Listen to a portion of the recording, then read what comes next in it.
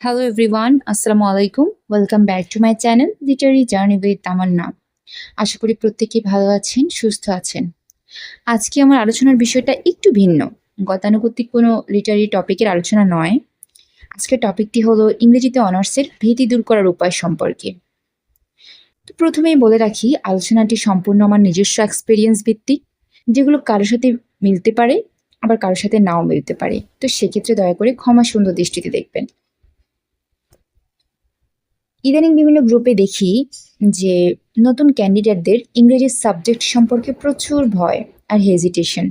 তারা প্রায় পোস্ট করে যে কেমন হবে ইংরেজি সাবজেক্ট নিয়ে অনার্স করলে। এটা কি আসলেই ভীষণ কঠিন?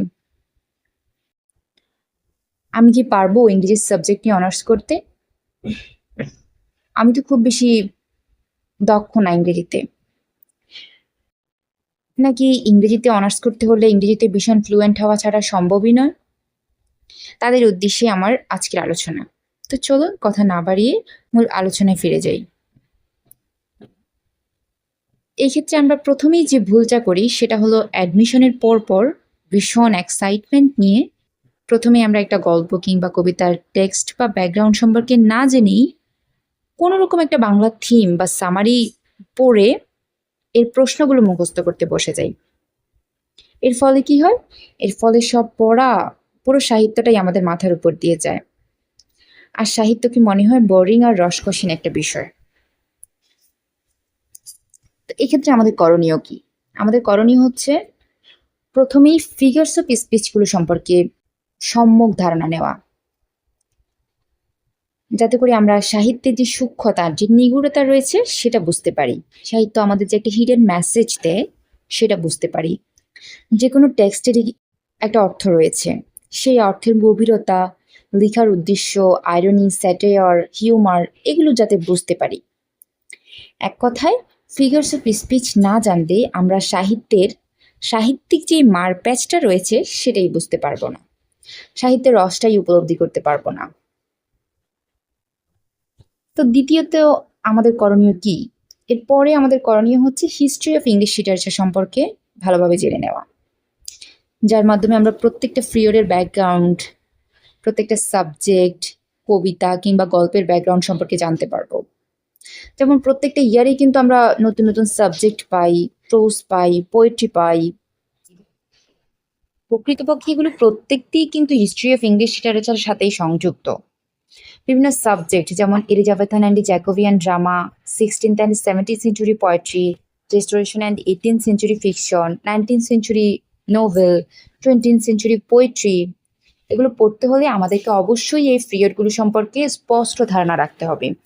এই পিরিয়ডের বৈশিষ্ট্য জানতে হবে, রাজনৈতিক প্রেক্ষাপট, সামাজিক প্রেক্ষাপট, ধর্মীয় প্রেক্ষাপট এগুলো জানতেই হবে।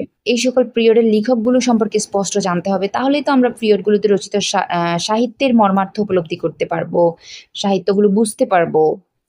কারণ কি? কারণ হচ্ছে প্রত্যেকটা পিরিয়ডের কিন্তু স্পেসিফিক রাইটার রয়েছে, যে রাইটাররা ওই পিরিয়ডকে কেন্দ্র করে, ওই পিরিয়ডের ধর্মীয় প্রেক্ষাপট, সামাজিক প্রেক্ষাপট, রাজনৈতিক প্রেক্ষাপটকে কেন্দ্র করেই কিন্তু তার লেখাগুলো রচিত করেছেন।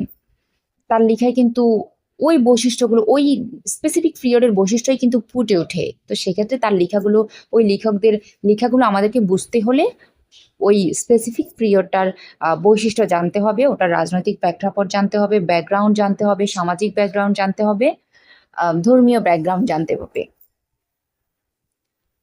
আশা করি বোঝাতে পেরেছি। এরপরে যে বিষয়টা আসে সেটা হচ্ছে free hand writing. Free hand রাইটিংয়ে ফ্লুয়েন্ট না হলেও মোটামুটি ধারণা রাখতেই হবে।